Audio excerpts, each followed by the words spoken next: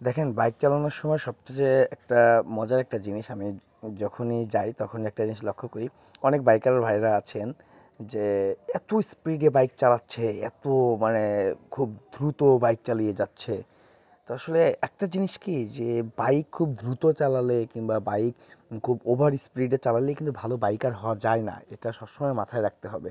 ভালো বাইকারের মূল লক্ষ্য হচ্ছে যে আপনি কতটুক সেভে বাইকটা চালিয়ে আপনি আপনার নিজের গন্তব্যস্থলে পৌঁছাতে পারলেন।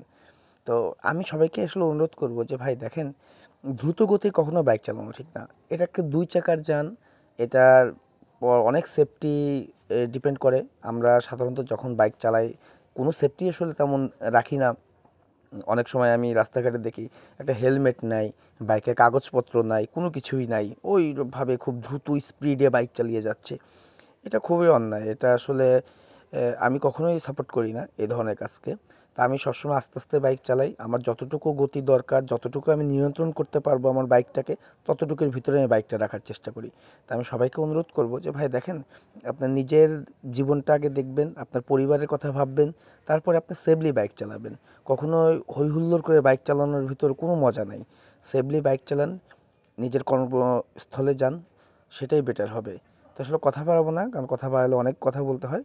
তো চেষ্টা করেন নিজেকে সেফ রেখে বাইক চালানোর জন্য। ধন্যবাদ সবাইকে।